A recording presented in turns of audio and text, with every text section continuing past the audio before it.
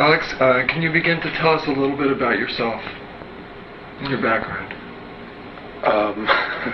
Well, my background is varied. I've done, like many other people, done a lot of different things. I've had accounting practices. I've owned commercial industrial businesses. Currently, what I'm trying to do is finish 3 books and lecturing across Southern California and the western states, trying to get out information that I agreed to put out regarding the Earth dilemma, the situation that we all face here. Unfortunately, and I apologize, I'm 2 years behind schedule. I was supposed to start lecturing 2 years prior to this. I've really been out since October of '93. It'll be almost a year. And that's currently what I'm trying to do. So a lot of my energy and focus has been going towards that. Now, you're in contact with the Andromedans. Who exactly are the Andromedans? They're a particular race that exists in the constellation of Andromeda. They're just one of thousands that exist out there. They are the particular races that I talk to and have had contact with and have given me and shared information with me are human.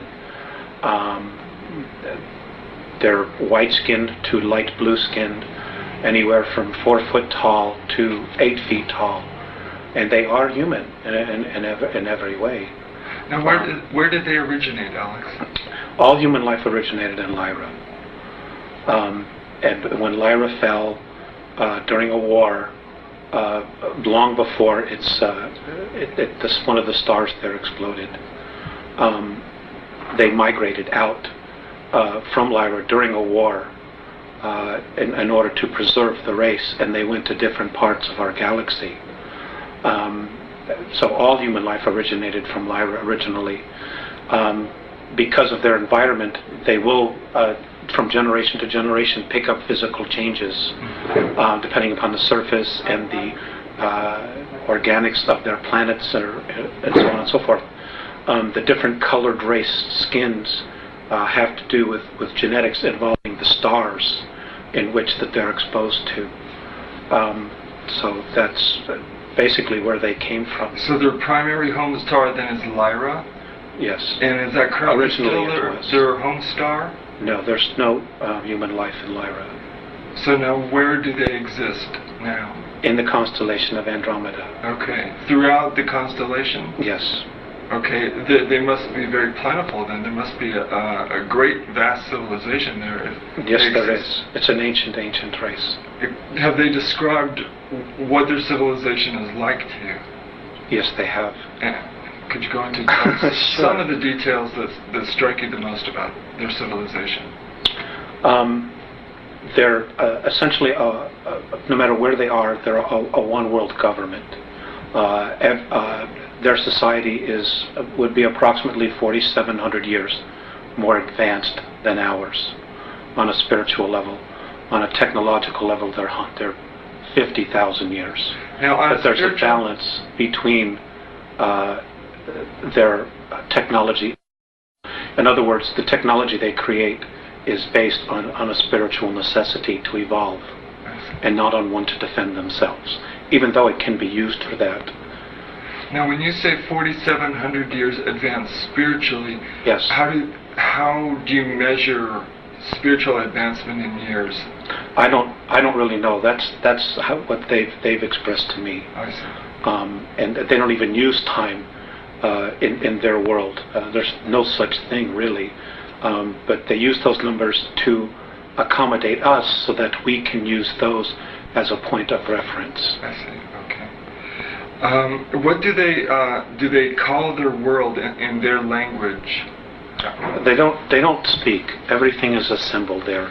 The whole race is telepathic. And I want to back up just a little bit. There are 28 different races there. Not all are human.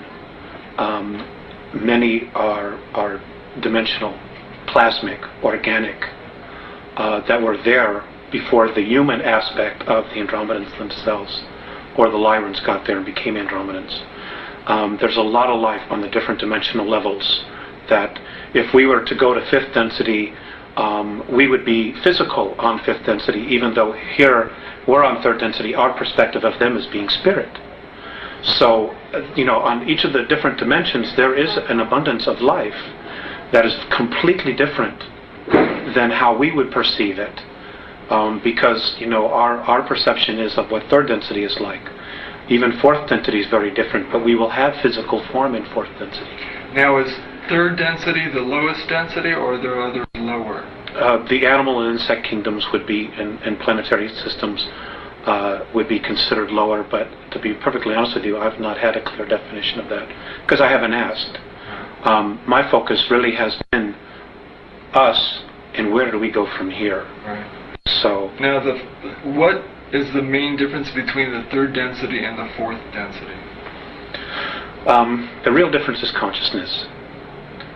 In fourth density, you can pretty much instantly create what it is that you think. Whatever your thoughts are, you manifest almost instantaneously. So there is a major degree of responsibility in dealing with that. Also in fourth density, we become more of a group mind. In fourth density, we're all telepathic. In other words, everybody can read each other's minds, which means you have to be real. You can't have hidden agendas because people will see right through you. Also in fourth density, we all become clairvoyants. We'll be able to see energy fields, see life forms, which means that if you're hiding something, it'll be seen instantaneously. They've also said that in fourth density, when we move into that, our court systems will change. There's still a positive and negative. That exists all the way to the fifth density, where you will experience to a strong degree the dualities in our everyday environments. What will happen is you'll have a judge and you'll have a jury who will all be clairvoyants, and they will read the energy field and know who's telling the truth and who isn't. And everything will be judged based on that. Will be based on energy, not on words. When you, in fourth density, when you walk by somebody or you touch somebody's hand, you will instantly know everything about them. So again, there will be no hidden agendas. Everybody will really have to be real. And if they choose to have and continue to play out their agendas, whatever those are, then they will have the space. But you will know, or people will know, I will know who we're dealing with instantaneously.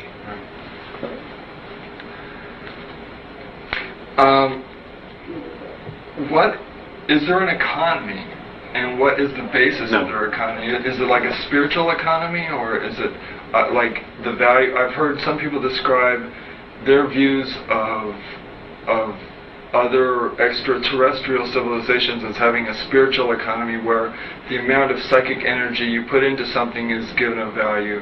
Have they expressed any how their social systems work? Okay, I know a little bit about that. Essentially, everybody is given exactly what it is they need to evolve. There are many different races. Each race has their own uniqueness about them, based on their particular belief systems. And my understanding is that everything is a belief system. As far as the Andromedan culture, children go to school, or the Andromedans, they go through a birth process just like we do. Those that are physical, they go to school for anywhere from 120 to 150 years. They're taught all of the major sciences and arts. There would be equivalent to PhDs or doctorates or masters, whatever you want to call it, in all of the arts. It is at that point, once they're done with all of that education, that they choose what it is that they wish to do or to evolve. And they can change their mind anytime they want. The whole purpose is the evolution of the soul and life. They're given whatever it is that they need to do that. I'm not aware of crime or whatever, or anything along those lines. Their whole focus is on education and not distraction. If it's something that is not educational, from what I've observed, it's just simply something they're not interested in. They just have it within them to constantly evolve on an educational as well as a spiritual level. And whatever they need is there for them to use. I'm not aware of them having to pay anything for it. No. It just, to my knowledge, it doesn't exist. Now, is art and music important to them too? Yes, all of it is. But those things are very different than what we perceive. Art is creation to them. Things that are created out of thought, out of the isness, what they call isness. The Pleiadians call creation what we call God. Things that are created just by thought, by nature, they consider art. They use extensively holographic technology. Music, their music is of the universe, of what the music that certain planets make as they rotate around their sun, what different solar systems make as they revolve around their sun, and what whole systems, the sounds and energy that they create. To them, that's their music. And then they put things together, different constellations, different star systems. They'll put those together and overlap them to create music. It's different than what we just pull out of thin air here. How have they expressed what their daily life is like? Is there a solar day for them, or is there night or day, or what is their daily life like, or periods of life? There is really, to my knowledge, no set schedule. I'll give you the example of what I observed on one of their motherships. They don't require much sleep, to my knowledge, simply because I guess they're very healed. Their beings, their physical form, they're just incredibly healed. They're just in touch. There is no night and day. They don't need to experience that. Although I'm sure other races have that, but the Andromedans don't. They're just constantly stretching themselves, trying to evolve and experience more and more and more all the time. They're happy people. They don't have the extremes of emotions that we express here. In fact, I've been told that virtually few races in the entire galaxy express the realm of emotions that we experience here. They're just always in a very wonderful space. They're not a civilization that really judges. They do accept things the way they are, with the exception of when those things threaten their particular lifestyle, or what they're about, their essence, and others, what other races might experience or perceive as a threat. Now, Alex, you said they're evolving spiritually. What do they want to evolve towards? What spiritual goals do they have? I guess to be just the best that they are, to be completely at one with all that there is at all times. There are 11 creational densities, and my understanding is that within each of the densities you change your physical form. Their goal as a race is to go from the densities that they experience, which are 3, 4, and 5, I guess, to move to 5, 6, 7, and 8, and then from there 8, 9, and 10, and then to 11, and now the new dimensional realm that's being created, 12. It's just to continue to evolve. Nobody knows exactly what the ultimate goal is, because the essences that they're in touch with, that are on 9th, 10th, and 11th, are continuing to evolve. And now there's a 12th density that's being added to our universe, and they're being drawn up to experience this new density. So nobody really knows what the ultimate spiritual goal is. They themselves are still searching for what God is. They know it exists, but what it is, nobody really knows, which is why they call it the isness. It's just a force that's there. And how we perceive it is based on how we perceive ourselves and our own belief structures, belief systems. And that's how we use the energy to create. Now, you mentioned that they're in contact with essences from the 9th, 10th, and 11th. Yes. Can you describe what they describe these beings to be like to them, and what they would be like to human beings? It's just pure consciousness. What their daily lives are like, I don't know. I don't have any idea. Have they described them at all in any sort of detail to you? Just light. Just light. Just light. Oh, just light. Just light. That's all I know. Okay, now, what abilities do the Andromedans possess that exceed those of Earth humans? You mentioned telepathy. Well, you mentioned that's an interesting question, and I don't know that I necessarily like the way you put it. The abilities that they have are latent in everybody. They just haven't lived in a society that has been screwed with like we have been here. They're all telepathic, they're all clairvoyant, they're all healers because they're taught all of the sciences. They're whole. I guess that's the only way that I can put it to you, is that they're completely whole. Every soul knows who they are, they know who they've been, they know what their reincarnational past has been. They as a soul have a personal agenda which every time they incarnate they're consciously aware of. So they know where they're going. They see improvement in themselves life after life after life. We, if we hadn't been so screwed with here, would have the same abilities. We could very much be where they are. But we've been manipulated incredibly for the last 5,700 years on an intense level every day. Our real manipulation really started about 14,000 years ago, when the Orion group started manipulating our DNA structure. So it isn't that they're better, because they're not. We're just different. We're a little bit behind than they are because of our manipulations here. But the real bottom line here is we're all spirit. We contain a soul. That soul is a part of all that is. And that soul has been really trying to be recognized in each of us. And it hasn't been because of the material and the belief systems that we have evolving around us being earth people, about being physical, and about the real truths of our essence, of our existence, of who we are, having been blinded from us, from our spiritual teachings, from the religions, and us being convinced that we're something that we're not, that we're physical, that we're animal form, and we're not. We're spirit. Our spirit animates these physical forms, period. Alex, what is the Andromedan Council? It is a...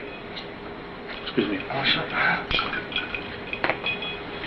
It is a political body that's represented by now 133 different races and cultures and planetary systems.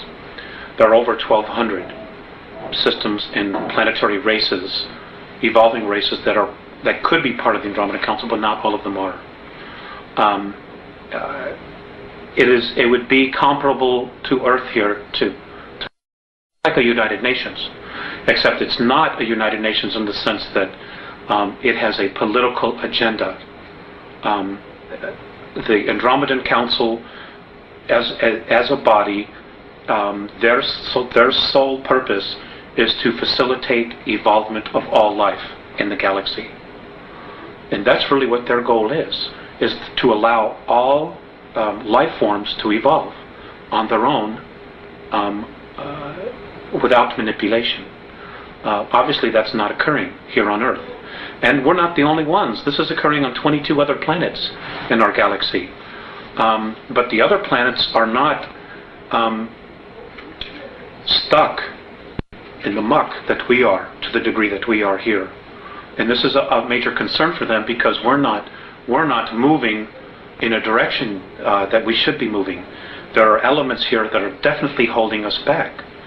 And because Earth has become this real prize, and not only Earth, but us as well. So I'm getting off a little bit. I want to stay with your questions.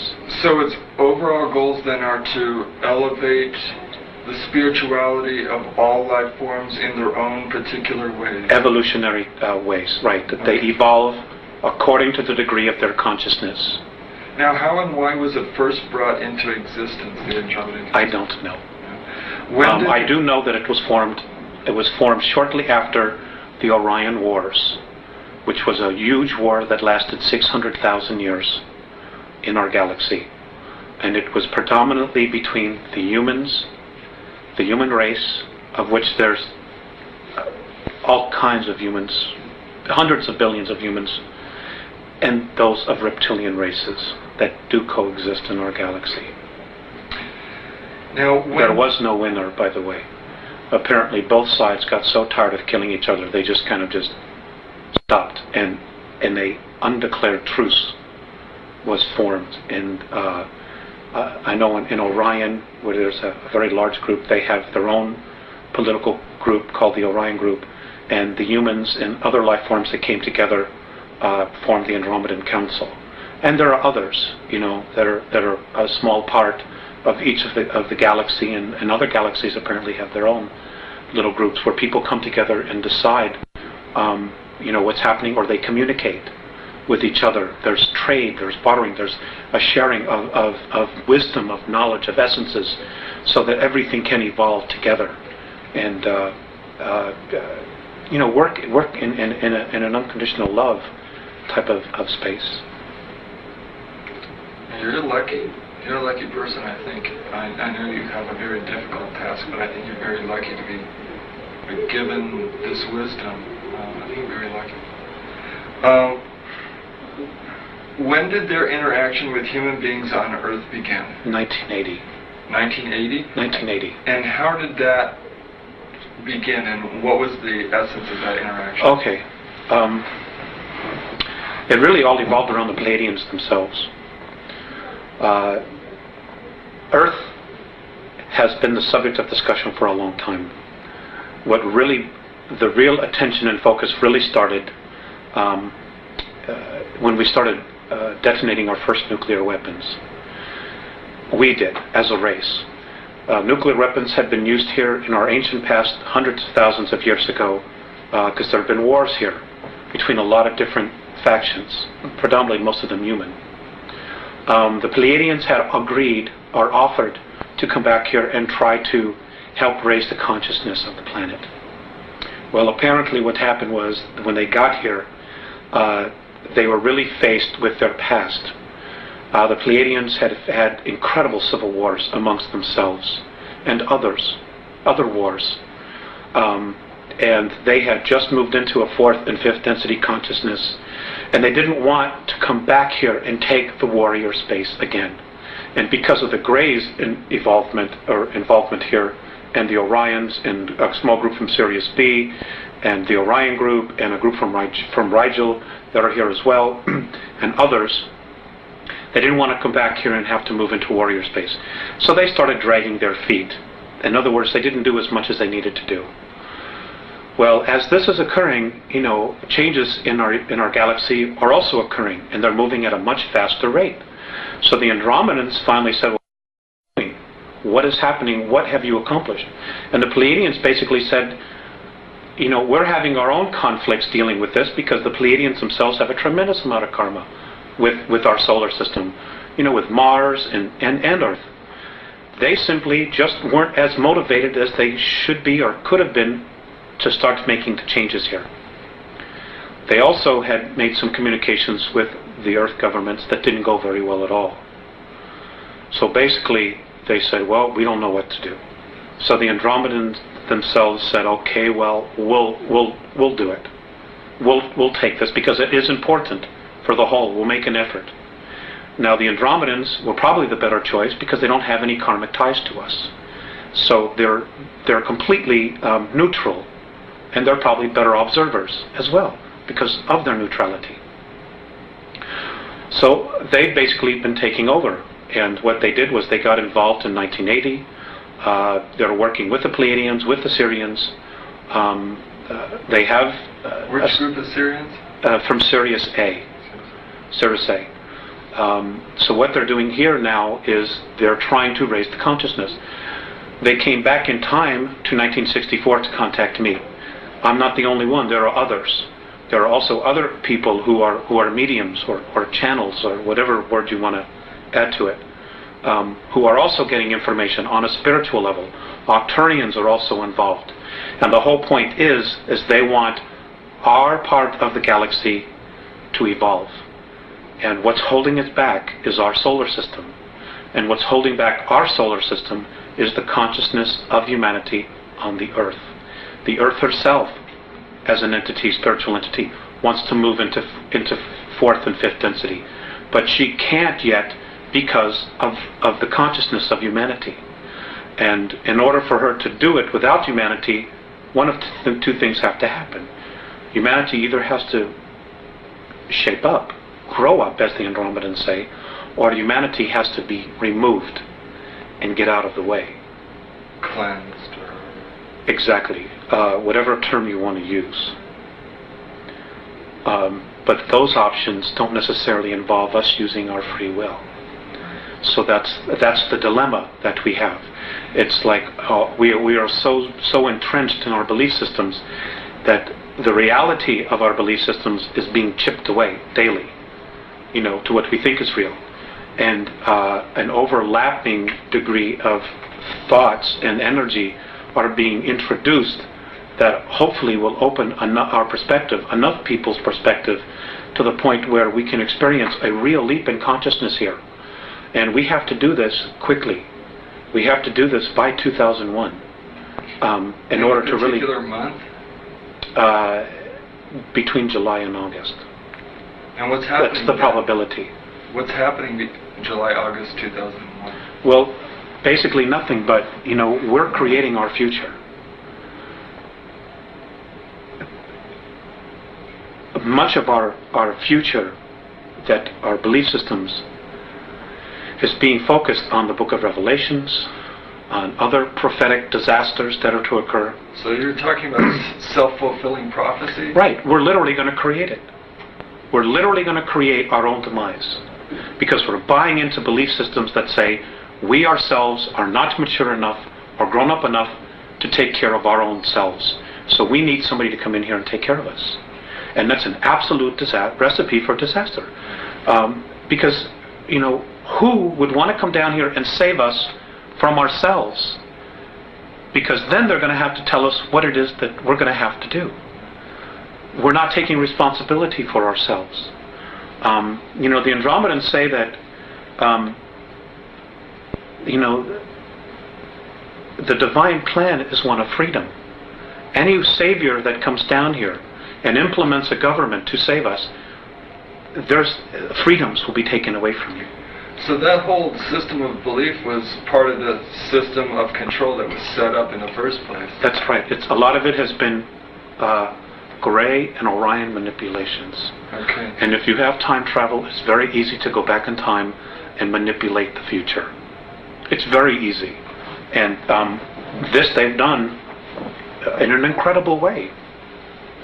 They haven't been here thousands of years like our government says. The Greys have really only been here 59 years. Travel capabilities, they've gone back in time and they've been able to manipulate series of historical events to bring us to where we are now, to where we are asking for somebody to come in and save us. And they're already here. And if we ask, because of our free will, will you please save us? Well, then we've asked for it. And we've gotten exactly what it is that we deserved, because we didn't take responsibility as a race to fix our own problems and to deal with our own problems. We kept looking outside of ourselves. And, this is why the Andromedans are so strong about us growing up and really taking responsibility for it. Now, how many human beings is the Andromeda Council in contact with on Earth? I remember you saying at one time 4. To my knowledge, they're in contact with 4. Beyond that, I don't know. I don't know if there are more, if there are going to be more. I know there's one in the United States, there's one in South America, one in Asia, one in Europe. But there are other groups that are here, over 170, who may also on some level be talking to people and communicating, whether it's physical or telepathic or through mediumship, dealing with the different spiritual levels. There's a lot of information that's being sent down here. Are they finding it's effective? Is it working? To a degree, it's not working as quickly as they want, simply because most people are incredibly apathetic. They're stuck in their 9 to 5. I have to make my mortgage payment. My kids got to get to school in the morning, and I don't give a damn about anything else. And unfortunately, that isn't going to work. It isn't going to save you. It isn't going to protect you. There's so much more going on here, and we are just one small part of this whole picture that's going on, and we have to wake up. Period.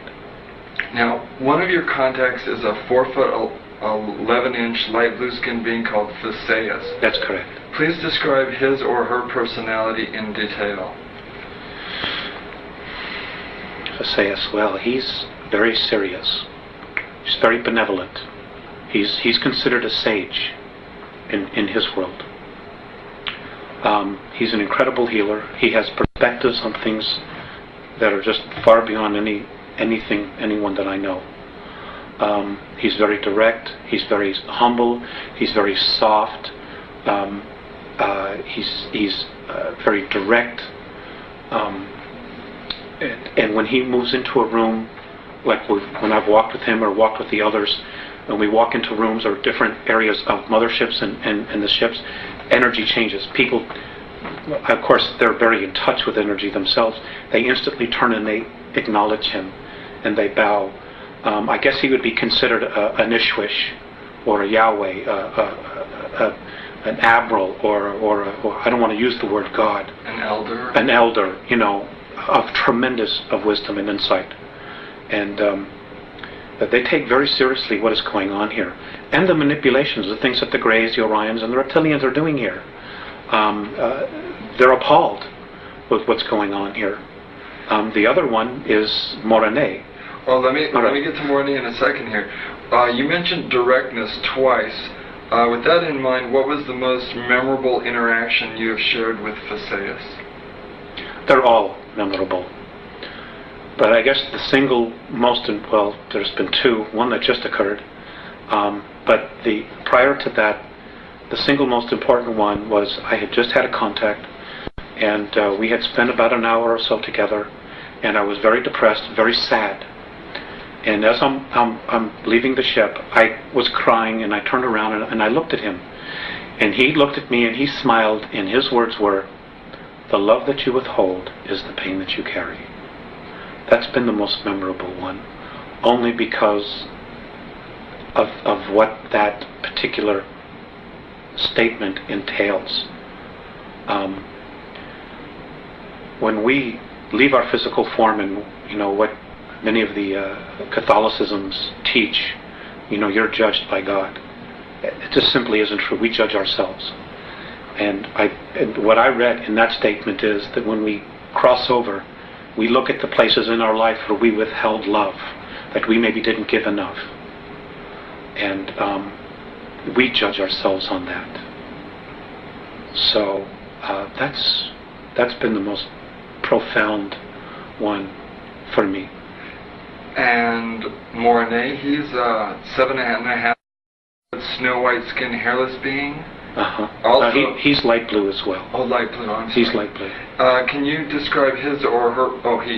Can you describe his personality then in detail? He's serious, but he also has a really good sense of humor. He can snap me out of my depressions very quickly, and he has just a different perspective of looking at things. He also tends to be part of their exploratory team. In other words, when there are times when they need to defend themselves or they're confronted with something, he takes on a military type of role.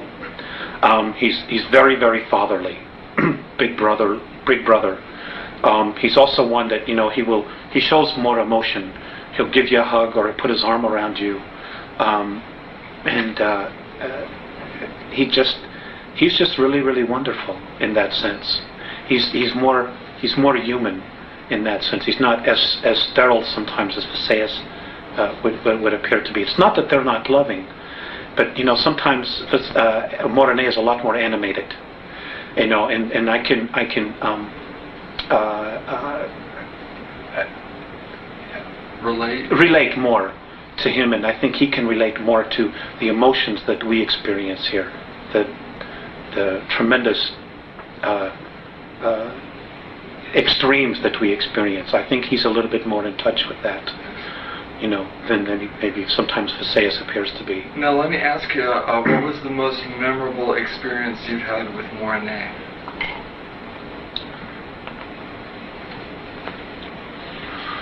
I can't talk about that.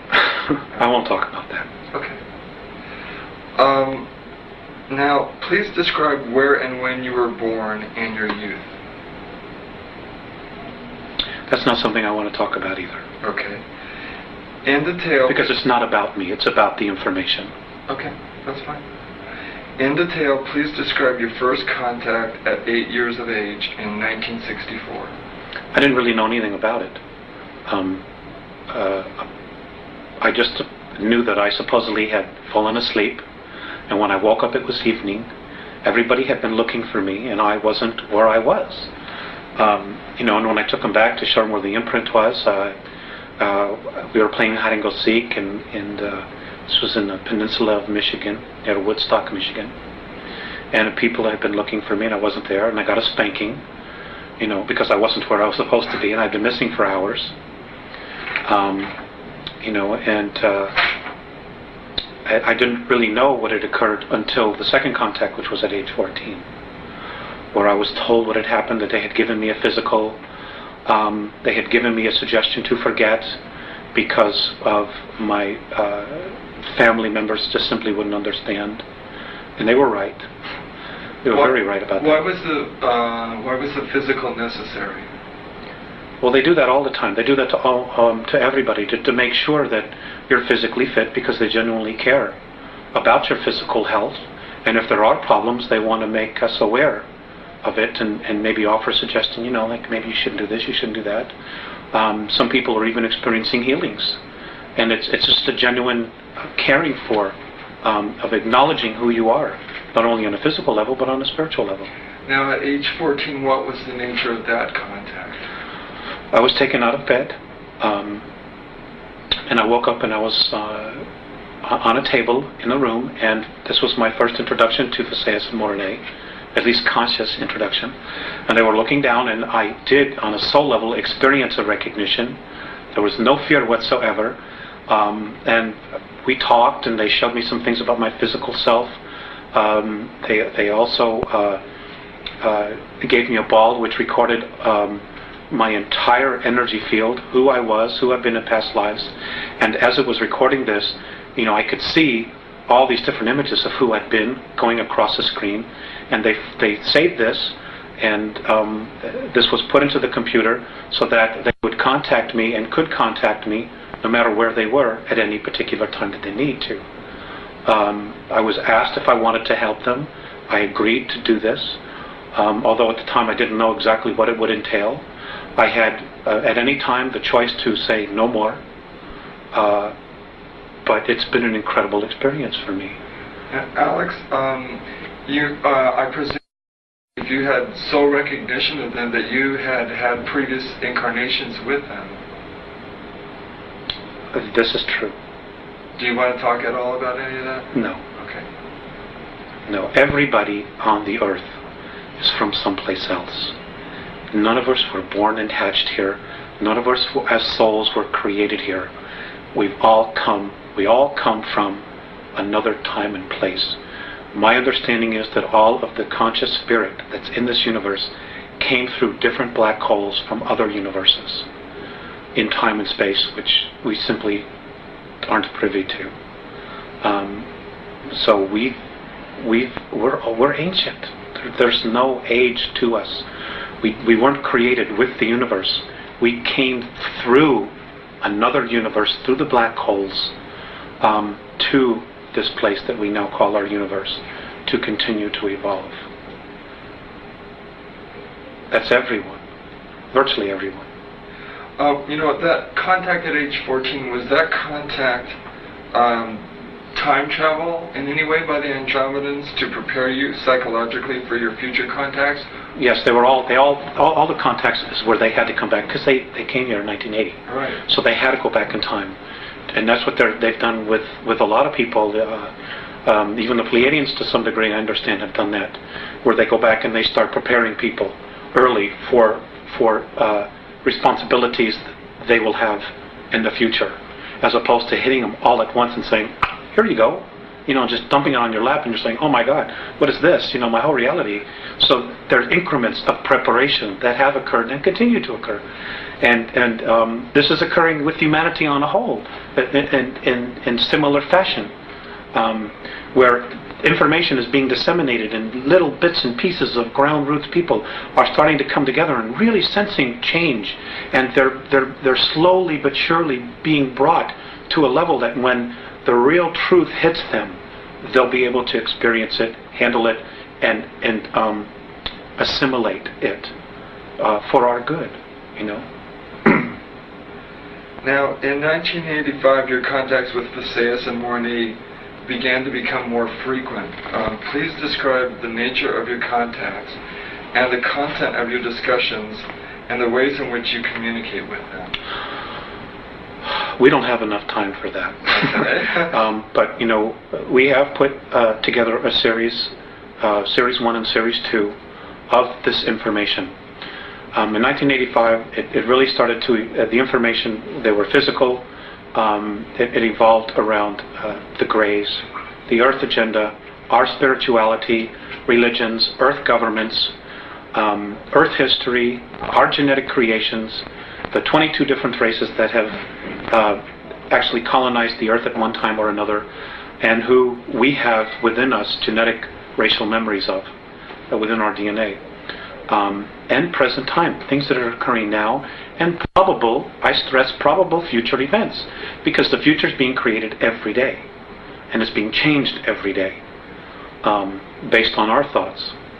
So, just to sum up, it is I would need 10 hours. Okay. That's not something I could very simply go into.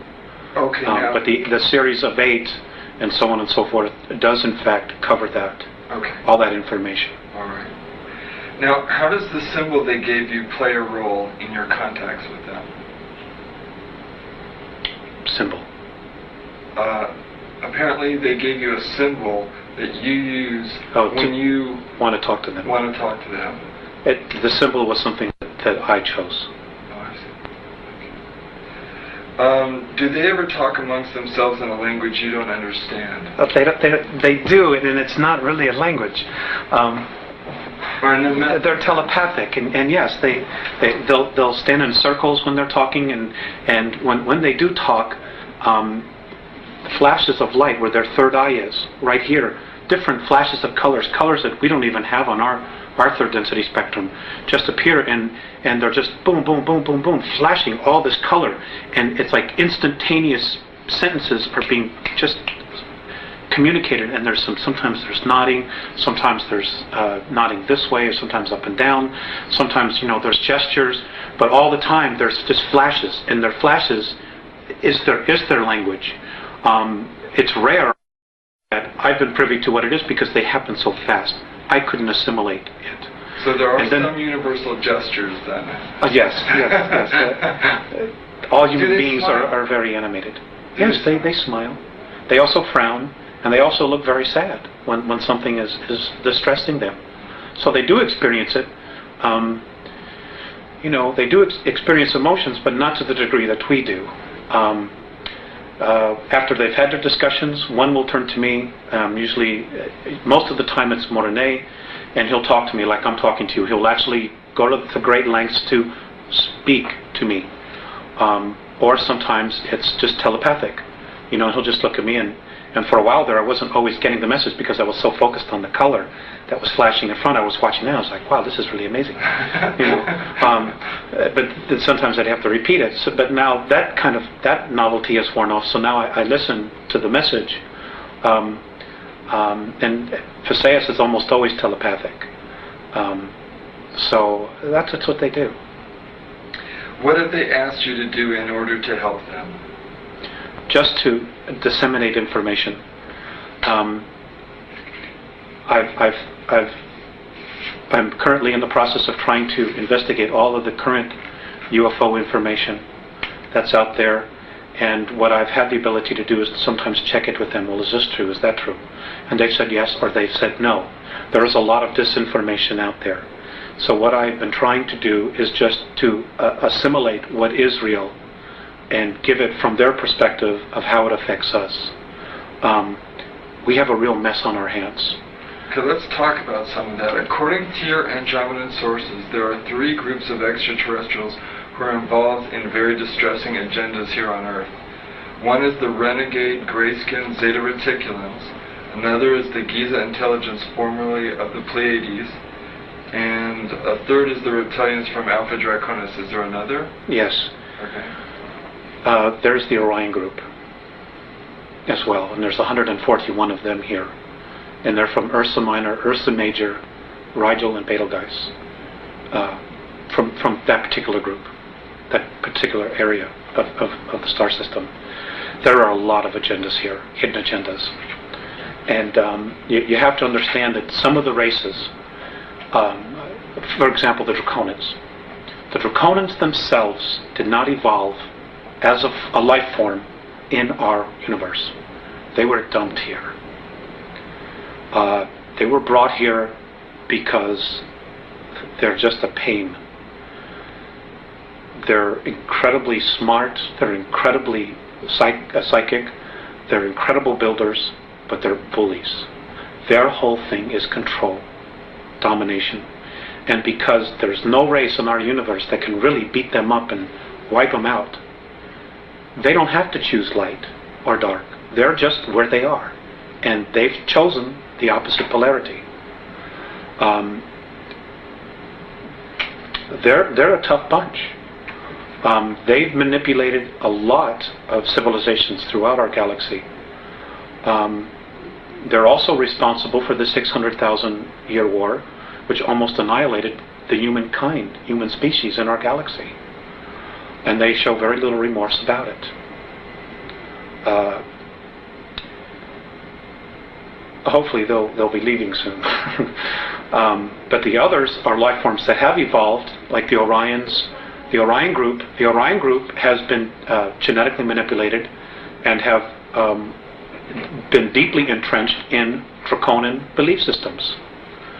So they're carrying that energy or that torch for whatever their agendas are, as well as their own agendas. Okay? The reticulant, the Greys have been controlled and manipulated by the Orion group. So there is a system, a class system here that's been established. And this is very common in the non-benevolent or regressive extraterrestrial structures, where there's a class system of workers, warriors, administrative or priests, and then the hierarchy, the royalty. And the lower you are, the worse you're treated. We have a history of that here on our planet as well. Right. You know, the caste. And we've been taught this by the aliens themselves. Right. And the Pleiadians very much were part of that as well. For a time, they were very much in that belief system. Well, let's focus for a while on the renegade Zeta Reticulans. The agenda of the Grayskin Zeta Reticulans. Okay.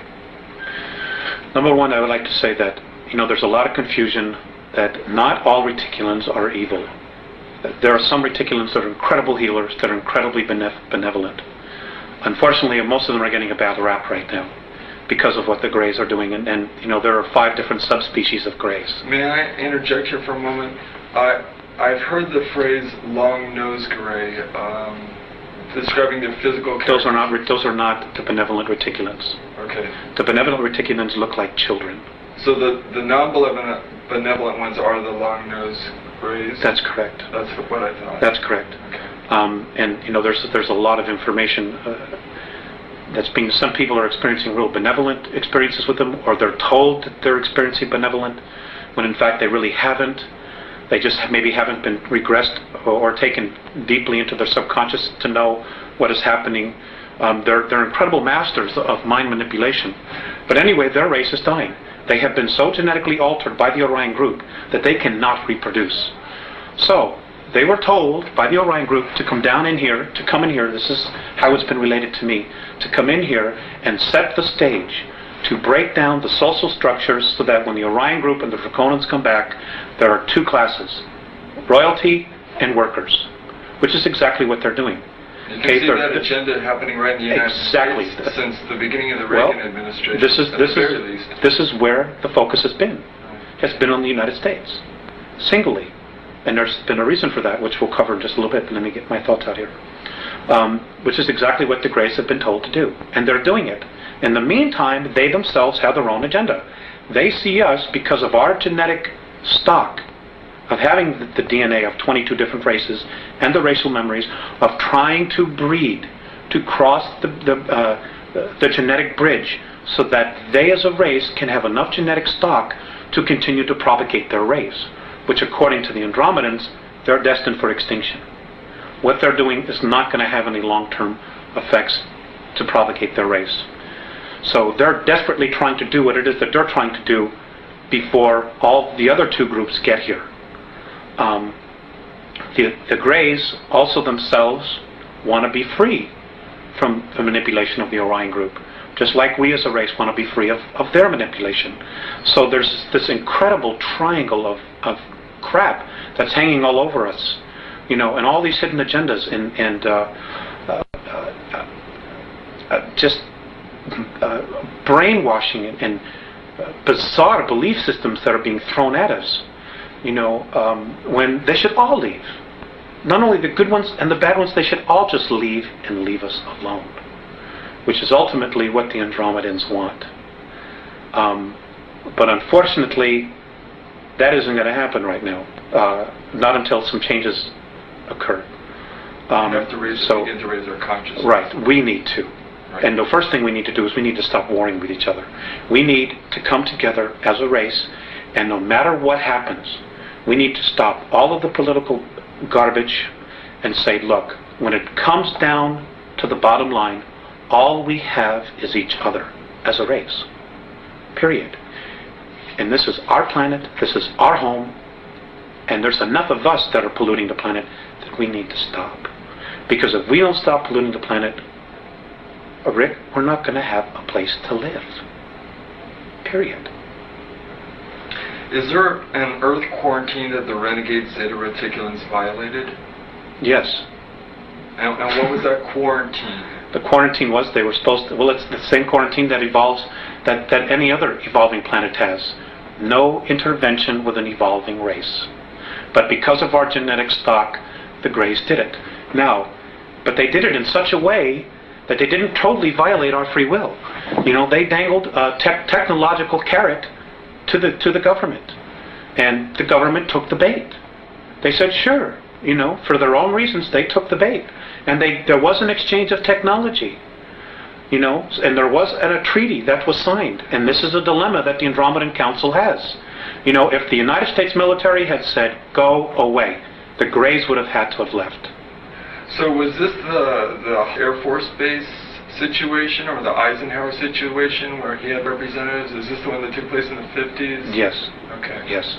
All right, and this was with the Long-Nosed Greys then? That's true, and there were two groups there as well. The 7 from Sirius B, who are still here, were also witnesses to this, to add credence to it. Okay. So, now, and there are also, now just to add to this, the Andromedans have also said that in 1933, when the Greys really first got here, that they had actually approached the Germans, and the Germans said, no, you're out of here. We already have an agreement, and apparently the Germans were in touch with Giza intelligence. So the Greys left. They didn't pursue it at all, and they found their next opening here in the United States. Let's go digress just a moment. You mentioned Sirius B. They have a relationship with the Dogon tribes in Africa, correct? Is that correct? Yes, I understand that there is some ancestral genetic connection there. Okay. And does that play a part in what's going on here on a global level, or is that just a kind of a minor sidelight of information? I don't think at this point they give a damn about the Dogons or the humans at all. They all have their own agendas. And the fact that the way we're being treated, and the fact that there's like no support supportal information coming out of our government, or any truth that they even want to discuss, like just coming to the people and saying, look folks, we screwed up. We need your help. We need to raise a consciousness and start implementing. The fact that they don't even want to do that, tells you really, where they're at. What I do know about the Sirians is that between Sirius A and Sirius B, there is a civil war going on there. And a lot of that, and there are also 21 other systems. There's war going on in Perseus as we speak. And 21 other star systems are also looking at the potential. And it has to do with the fact that there is now an uplifting of energy in our universe that's occurring. And the two positives, fear and love, are just banging themselves at each other. And the intensity is growing. It's growing every single moment. And we're just a microcosm of that. Now, as you're disseminating all this information to us, we should look at all this information in the spirit of love, so we don't feed any energy into the spirit of fear. Love is the answer. That's the bottom line. Love is the answer. Love does conquer all. Love does move mountains. It can make the shifts in consciousness, but it starts, number one, with ourselves. So that's even where all this is going on around us, we just need to remember to focus on love. And love of self and love of earth, love of race. That's right. Okay. That's right. Now, when did the Zeta Reticulans begin to create their genetic atrocities? Where did this take place on Earth, and what have the results been? Well, it's occurring everywhere. Much of it is occurring underground. Some of it's occurring in the oceans. Some of it's occurring on the moon. Some of it's occurring on Phobos, the moon of Mars. It's happening in a lot of different places. Is that an artificial moon? Yes, it's absolutely is. So's our moon. Our moon's artificial, completely artificial. It was brought here from Ursa Minor, apparently between 11 and 12,000 years ago. For the purpose of? Of being a satellite in a base, which they evacuated some time ago, but it's now being operational again. And I covered this in the series of 8. It came from a star system called Chata. That's for a word. That's the word they use, Chata. And it was the 17th planet out of a solar system that had 21 planets, and it was one of 4 moons. And it was brought here. It is older than the Earth. There are ruins all over it. There are bases underneath it. It's everything that we're told it isn't. So that's a whole unique story unto itself. Okay, now what are the results of these atrocities, these genetic atrocities, been, and are we going to begin to see more of them appearing? Well, the Greys are trying to create a sub-race that is a blend between human culture, the human race, and their race. A kind of a hybrid Sith. Exactly. They're not being very, very successful. And one of the things that they're trying to do is they're really looking for the soul. They don't understand the soul. They don't understand our extremes of emotions as well, because they're very, very different from us. There's experiments haven't been all that successful. There are a lot of emotional problems with that, with their because what really makes a human being is our essence, is the spirit that animates the physical form. Well, there's also another factor, and that is that they actually feed off the energy. They're vampires. The Zeta Reticulan Greys. The Greys, right. They're vampires. Is this where we get our vampire legends? A lot of our vampire legends? I don't know about that. I don't know if that has to do with it. I don't really know. I wouldn't be surprised, to be perfectly honest with you. But they feed off the energy. They can even bottle the energy and use it for later times. They're also stealing the vital bodies of human beings and storing it. So, they're just doing some really horrific things here that other races just simply wouldn't conceive of doing. Now, are you familiar with Salvador Freixedo? No, never heard of him. Okay, he's a gentleman who proposes, he's a former Jesuit priest who proposes the idea that Colosseum-type sporting events are used to vampire energy off the crowds. I wouldn't at all be surprised. Right. It wouldn't surprise me in the He least. said like the sacrifice of human beings in some ancient civilizations here on Earth was a form of belief system that was set up for these beings to vampire energy off of. I wouldn't be surprised at that either. Okay. Now, War, our wars here, it's the exact same thing. And to all of your viewers, I'm going to give you some homework. It is an absolute must that you go out and get the book, The Gods of Eden by William Bramley. It is an excellent introductory book that will bring you right up to speed with what's going on. It is over 80% accurate with the information in there, and I strongly suggest that people read it. It's excellent. and the 20% that isn't accurate revolves around what type of ideas? Around the soul and the being that we know as Jesus, which I'm not going to go into. Okay. Now, how are we doing on time here? Do you still have some more time? Well, we've come here an hour so far. We'll continue. Okay, you let me know when you Okay. need to break. How are the renegade Zeta Reticulans able to manipulate Earth's most powerful governments into a position of checkmate? Oh, it's easy. That part was really easy.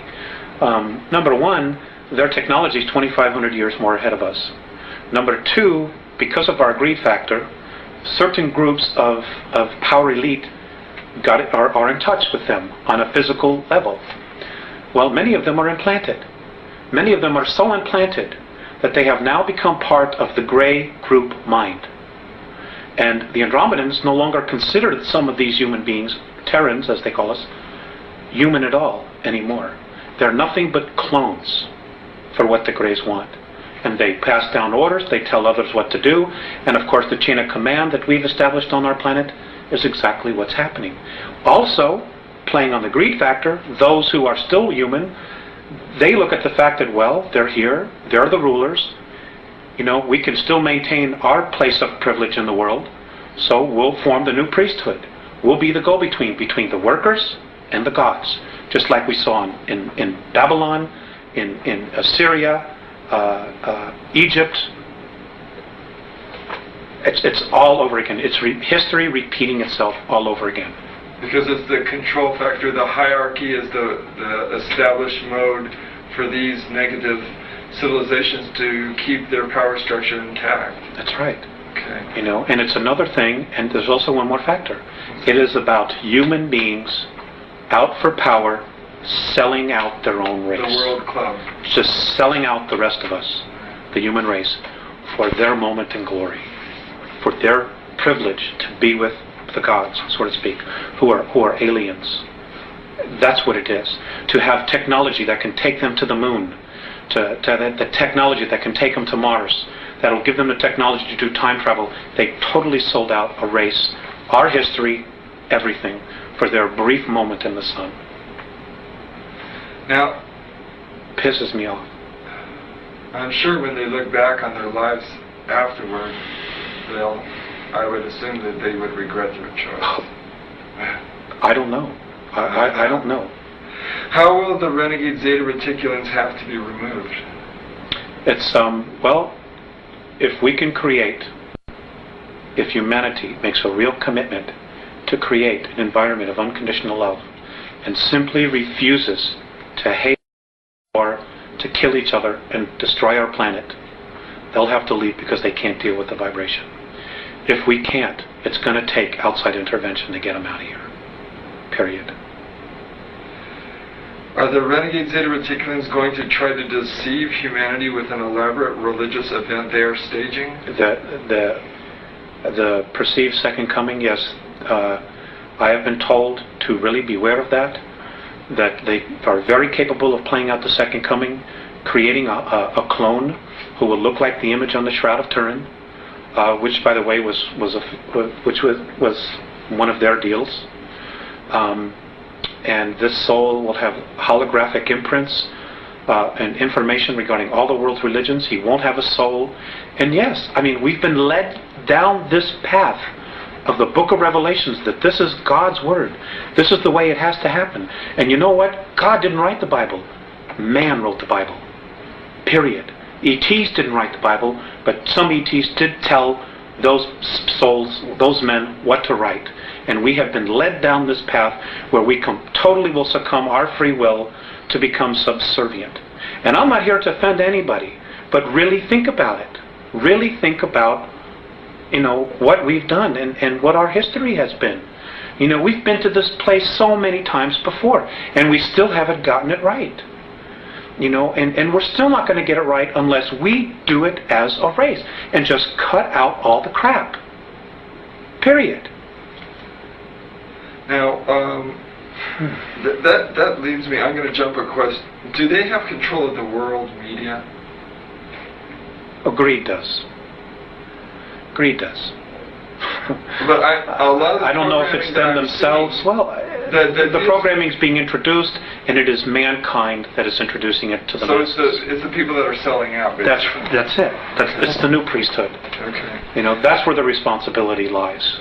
What would be the outcome if human beings believed that renegade Zeta Reticulans were the hope of mankind? We would know a tyranny and an enslavement that is far beyond anything we could even imagine.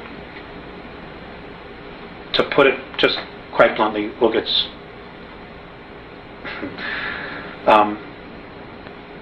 never be free again. We'll never be free again. We will be stuck until we're rescued by an outside force. We ourselves will not be able to break free. That's the bottom line. And right now, we have an opportunity. There is a window of time for us to break free, to do it ourselves, to really make this incredible leap ourselves, so that we can have the benefit of taking responsibility for it. Now, in that passion that you talk with right there, that passion that we have, if we want to break free, should be manifested into the spirit of love? Yeah, love. That's the bottom line. It's brotherhood. It's knowing that, hey, we're a race. It doesn't matter the color of our skin. We are a race. And we're being messed with in a big way. We're being manipulated in an incredibly audacious way. They're just mocking how stupid we are when we're really not stupid. But nobody will tell the truth. Nobody will come out and say, hey, none of this is right. We would have never meant to live this way. And they had no right to come down here and mess with us the way they've done that. And the real strength in us, in our own permanent evolvement as a race, will come from us standing up, taking a stand and saying, you know what? No way. We're not going to do this. We're not going to destroy ourselves for your enjoyment so you can feed off of us. You have no right to manipulate our governments, to create wars. None of this was right. And that's it.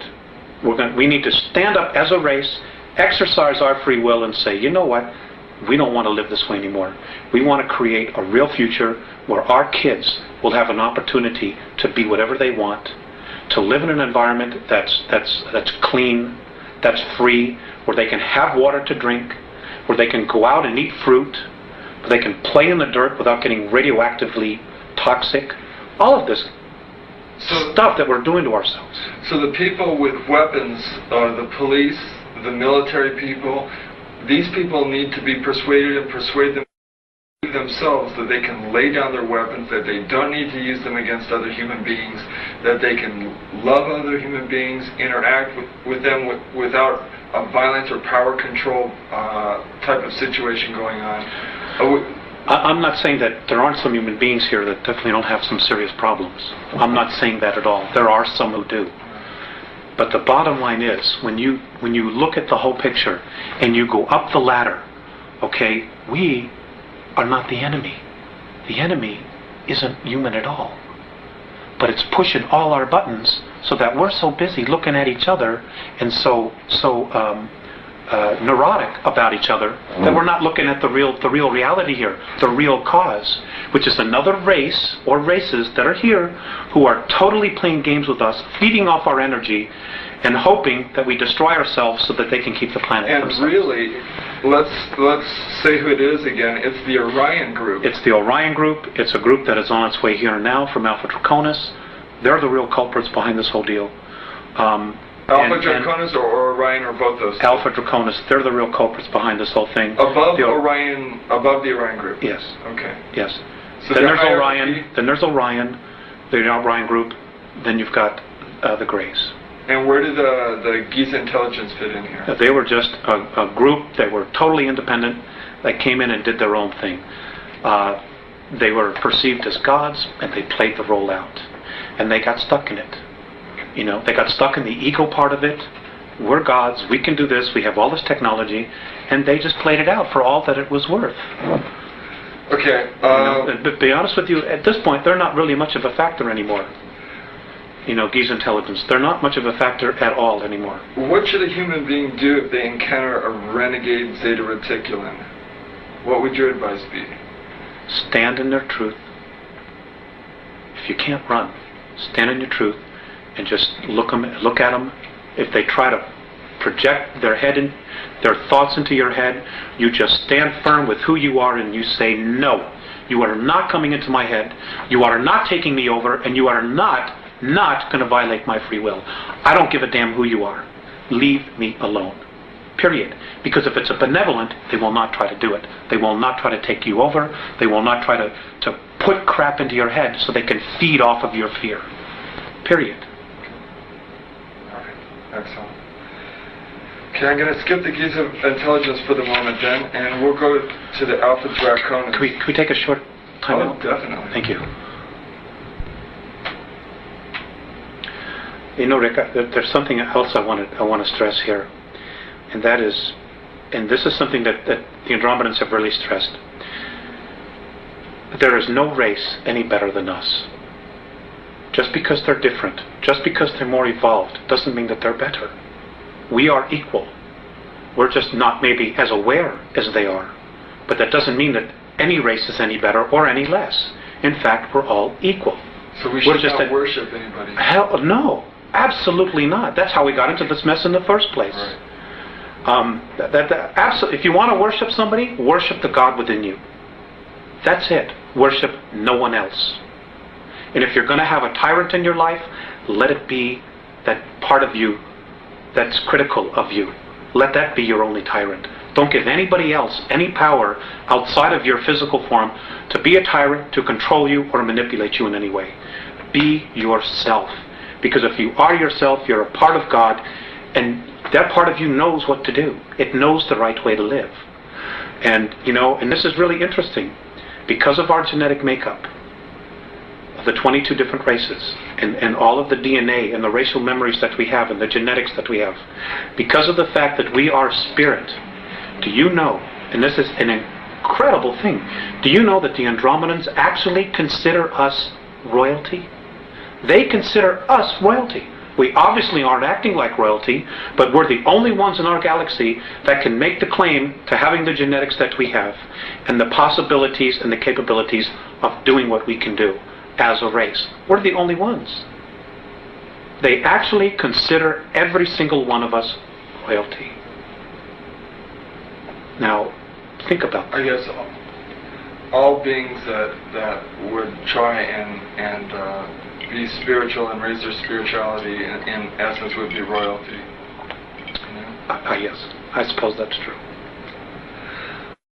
Talk a little bit about the ringleaders then of this whole orchestration that's going here on Earth. According to your Andromedan sources, there are 22 races originally colonized the Earth, the first race being the reptilians from Alpha Draconis. What was the nature of their colony here? Well, they're Hyperborean. Basically, they're explorers. And they're also genetic engineers. They would just colonize. They would take samples. They would hang a flag and say, this belongs to us, just like we did with the moon.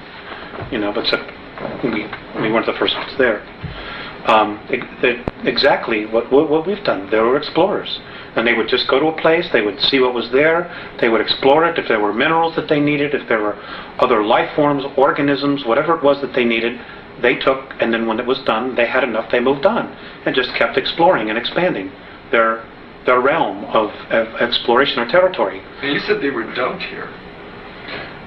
Originally they were. They were dumped in Alpha Draconis, Nobody knows exactly where they came from, and my understanding is that even in their ancient history, they don't know exactly where they came from. But they were left in Alpha Draconis because that particular system offered them the highest probability of survival. And from there, they were able to create craft, space travel. I mean, they're magnificent in what they did, and they're to be commended for what they did. But the fact that they need to control and dominate and manipulate to the degree, sorry, I have a problem with that. And so does half of the galaxy. That's just the way they are. They're the biggest bully. Nobody can beat them up or wipe them out, so therefore they have no motivation to change. So that's the space they hold. And the Andromedans actually consider them the ultimate warriors, which says a lot, for whatever reasons. A lot of bullies end up destroying themselves. Well, that's something that may possibly need to happen, we hope soon, or I hope soon. Because we need to be free. We need to have our shackles that we've been put around us let go of, so that we can really evolve.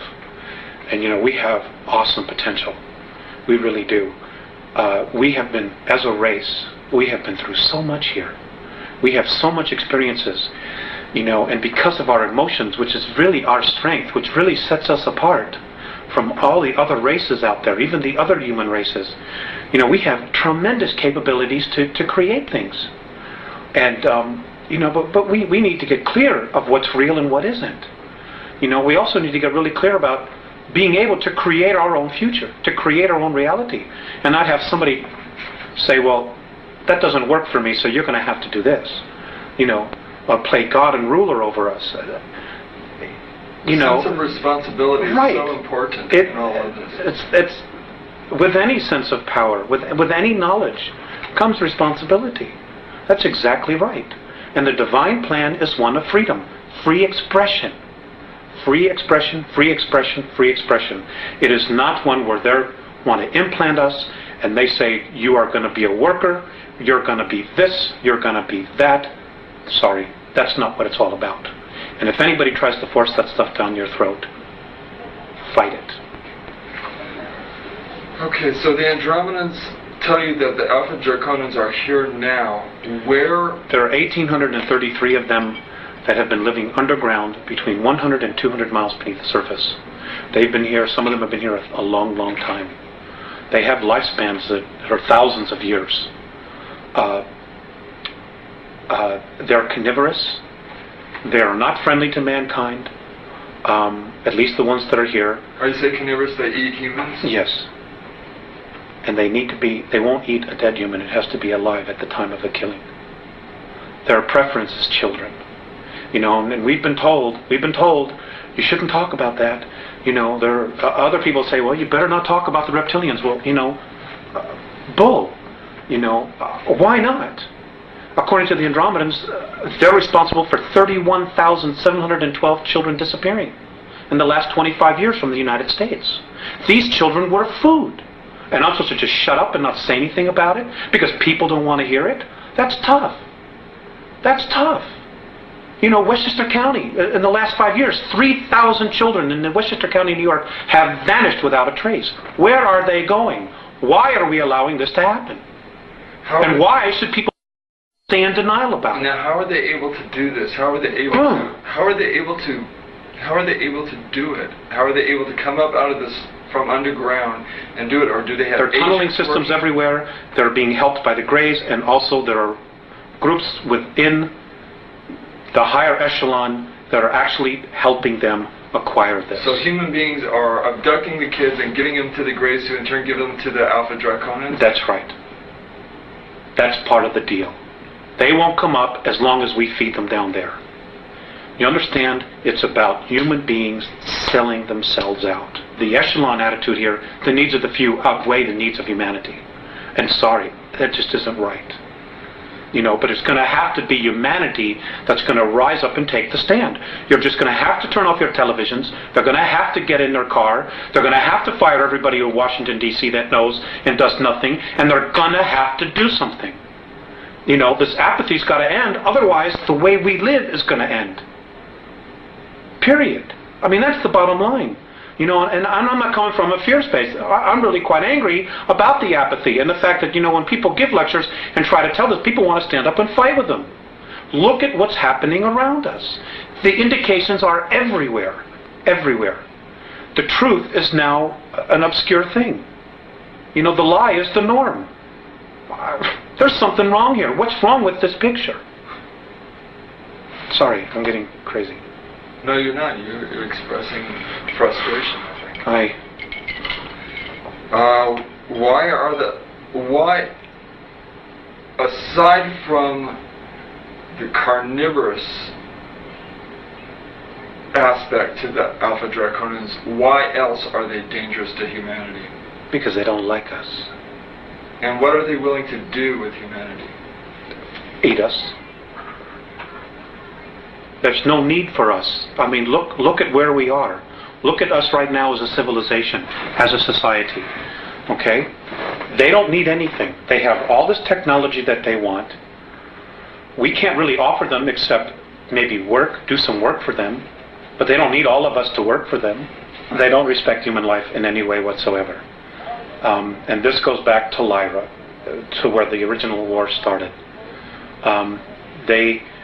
When they got to Lyra originally, they saw this human race that was plentiful in food, that could grow food, that could do all of these agricultural things. And mankind on a whole is really agricultural. We really, as a race, if we were left alone, would be nurturing the earth. We would be living in tribal communities like the Native American Indians did. You know, that's really our essence, our nature. I'm sorry. That's really our nature, our essence. And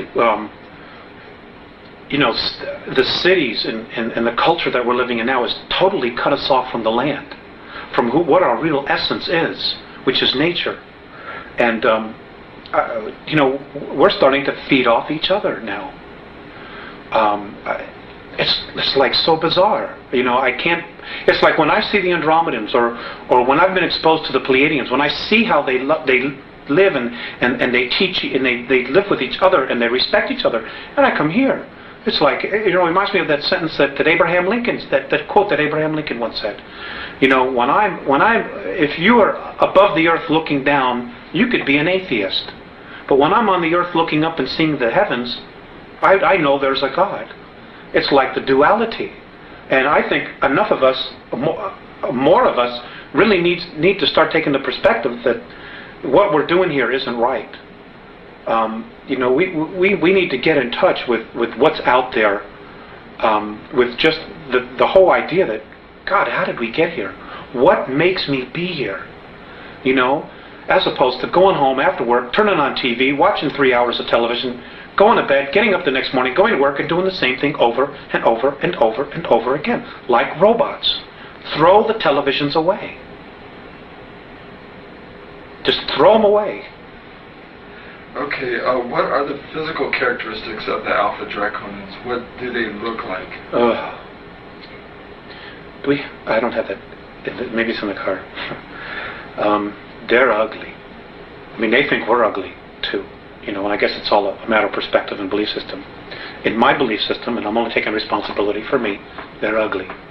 They're anywhere from 7 to 22 feet tall. They can weigh up to 1,800 pounds. They're reptilian.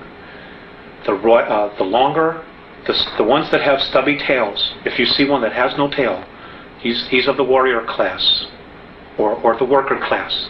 The longer the tail, the higher their rank. When you see one with long tails, with winged appendages, he's considered royalty. Whenever you see one, you ought to just run like hell. You shouldn't approach it. You shouldn't provoke it. Just get the hell out of its way. Just get out of its way. Just run. You know, there is a way to kill them. If you can't cut off their head, they have two hearts. There's one here, underneath this armpit, and one here. Or, if you can't get to that area and you need to slow it down, you need to hit it right above its groin area. It has a very large liver. You need to wound it there to slow it down. It is not something where man-to-man combat you're going to be able to deal with. because they apparently have the strength of 12, 15 men. They're incredibly quick. They're incredibly psychic. They know what you're going to do before you do it. And you know, if they get here en masse, we got real problems. Real problems. What do the Andromedans advise human beings to do if they encounter an Alpha Draconan? To leave. You leave its space. Get away. To get away. What if they can't? Then they can't.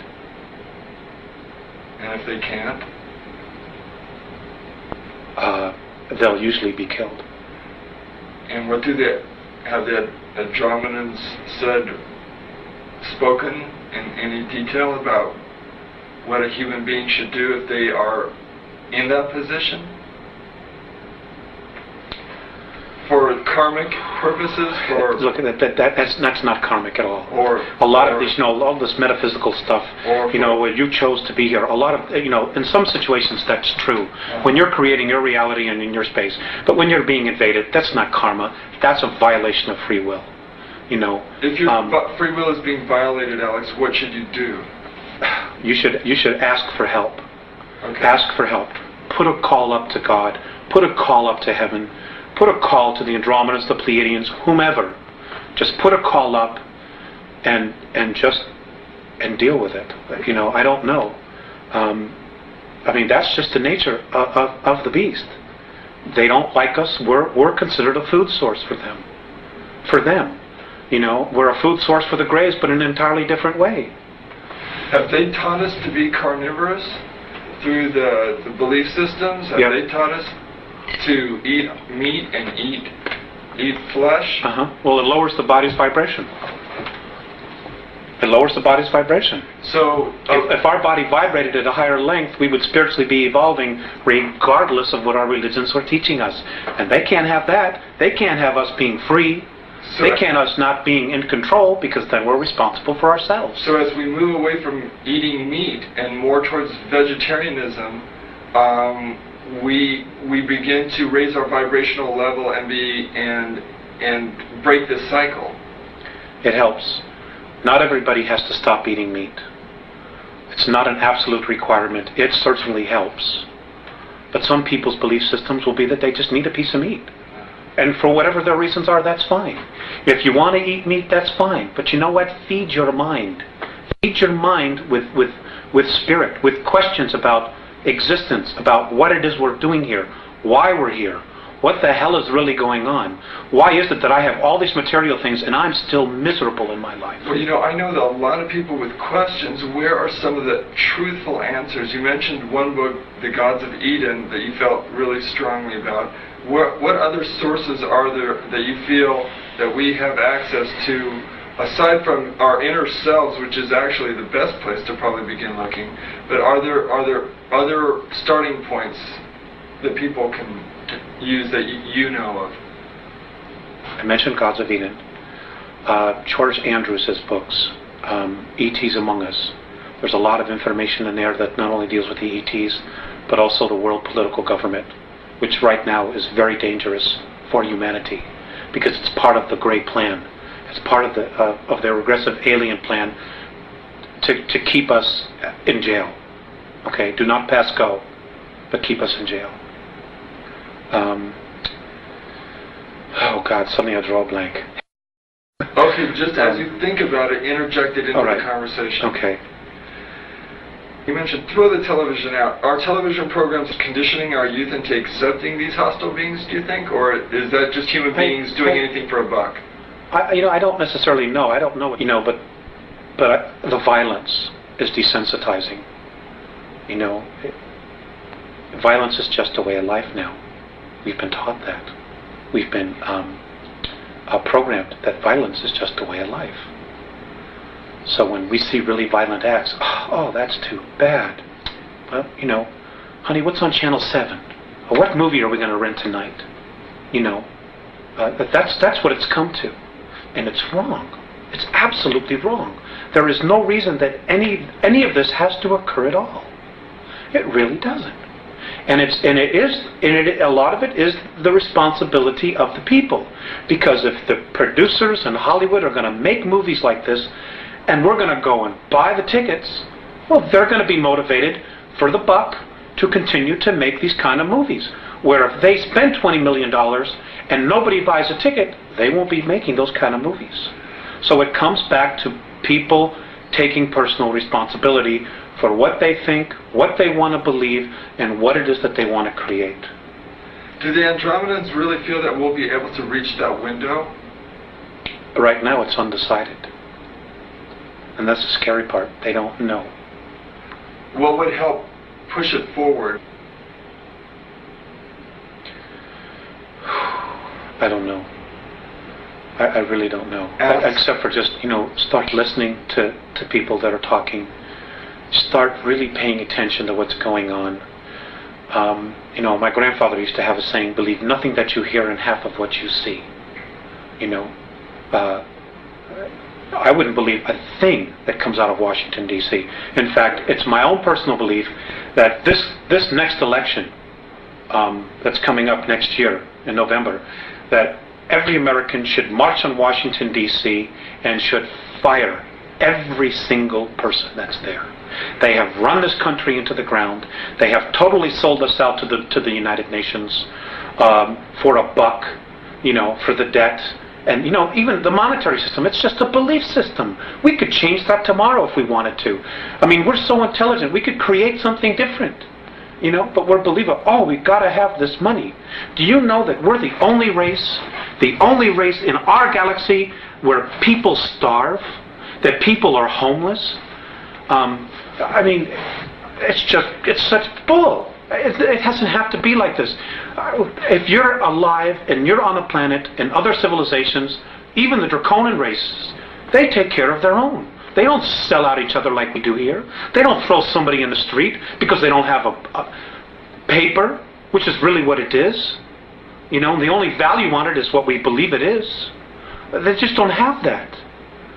They don't let children starve. They don't feed grain to cattle that feed 20% of the population and let the other 25% that need the grain starve. It's unconscionable. They would never even think to do that. But we do it here. For bucks. For money. For power. That's part of that conditioning process that's been going on 5,700 years. That's part of it. But the responsibility is that there are people that know what is going on and they play the game anyway.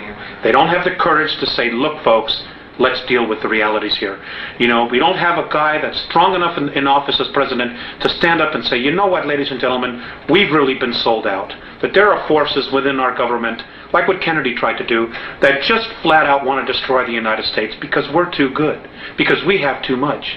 Instead of raising the consciousness and the life, everyday life, what's the word I'm looking for? A standard of living. Instead of raising the standard of living that we have globally, they would rather just destroy the United States, destroy our standard of living, so that we're comparable to everybody else. So now everywhere is a third world nation, and that's exactly what they're doing, and they're doing it for power, for greed. We're selling out our own, and something's got to be done. Could you describe the human military bases on the dark side of the moon, Mars, and the Mars probes as Andromedans, and how the Alpha Draconians fit into this scenario? The Mars probes, the Russian and the US one, they're gone. They were destroyed. They're history. There's no secret here about, it's taking pictures privately. And it doesn't matter whether you believe that or not. It's history. Okay, March of '89, the Russians took pictures. Mars was invaded. We had a human colony there of 300,000, so I'm told. One was underground, one was above ground, Adam and Eve. They're conquered. They're being taken over. The human beings that are from Earth, that volunteered or were kidnapped to go there, are in deep trouble. Many of them have already been eaten. Some of them have already been killed. There is nothing we can do here as a race to help them. So Mars was conquered by the Alpha Draconians. That's right. They came in. There's 100,000 of them there.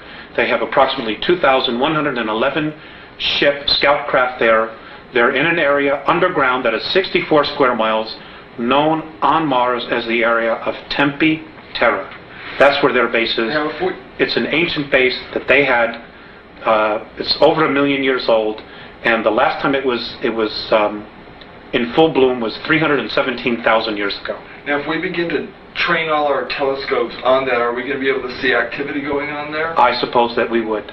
I have a feeling that they already are seeing incredible amounts of activity, but they're not allowed to say it. They're just not allowed to say it. Nor, who's going to want to jeopardize going to jail, being ridiculed, being fired, giving up everything they have to come up and say, well, I'm an astronomer, and I was looking at Mars, and I saw alien craft, and I know there's a base there, and it's being conquered by reptilian aliens. Who's going to have the guts to come up and say it? Nobody in the power elite. Nobody wants to blow their mortgage. But somebody's going to have to, right? Well, yes. But eventually, it's going to be too late by the time they do it. Is that what you're thinking? Yes. And that's exactly what the Andromedans are thinking. You see, there are people probably saying, well, God, why don't they just come down and save us? There's a lot to that. Number one, if we're rescued, we don't permanently evolve ourselves. Number two, we won't take responsibility. If something goes wrong, we can always blame it on them. Number three, it doesn't just change our reality, it changes their reality as well. Number four, the Andromedans and most of the other benevolent races, they don't want to have to come down here and babysit us. That's not their job. It's not their job at all. Now, in the way you told me that... And number four, and number five, let me just add this. Look at how we've treated our Earth. Look at how we've trashed it ourselves. They're like, why should we come down here and help you when you don't want to even help yourself? Or even make the effort? The cleaning up the planet, we're giving to government bureaucracies. Well, here's $3 billion here. There's $10 billion there. Here's the Superfund to clean up toxic waste, $20 billion. And the place is getting worse. That's not the problem. The problem is on an individual level, on an individual basis. Just don't create plutonium anymore. Just don't create styrofoam anymore. Just tell the industries, the corporations, because we're the ones who control it. We're the ones buying the products. We won't buy it unless you fix it. End of story. Period. We need to change it. It's our planet. We are the bulk of humanity. It isn't the corporations. It isn't the Fortune 500. It isn't the Committee for 300. And it isn't the Trilateral. We could fire all of them if we had to. Period. But it's coming together and it's doing something about it. And it's going to have to be grassroots, and people are going to have to start doing it soon. Are these leaders going to, if we do raise up and do a grassroots uprising, wouldn't they order the military to quell that like they do at Kent State or any other political demonstration? They probably will try. They probably will try. You're absolutely right. You're absolutely right. But you know what? Let's take an example of the American Revolutionary War. 4% of the population of the colonies actually rose up and fought the British. Only 4%. The rest stayed home, stayed in the pubs, drinking ale, doing whatever, and waited to see who would end the war, to see who would win. And then when we won, everybody wanted to take credit for it. But it was really only 4%. Those heroes. And those 4% changed the face of the world.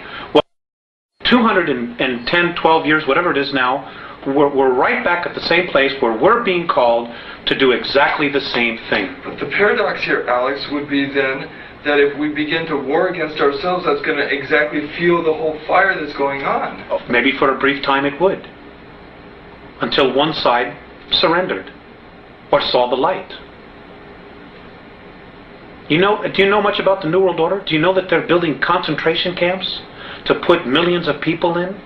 Do you know that the United Nations has got 300,000 troops in the United States right now that they're going to use to confiscate weapons? And they're sending our active military troops out of the United States so they won't be here when this happens? Are you aware that that's going on? Do you know that just off the coast just south of the border in Veracruz, there are 300 tons of Soviet military equipment ready to invade? I mean, this is that there are states actually wanting to succeed from the Union. Yes, there are 9 different regions. The United States has already been designated to be split up. They're getting ready to totally dismantle the United States of America. And you know, the only real part of the United States of America, and I get so angry with this, is Washington, D.C., 68 square miles.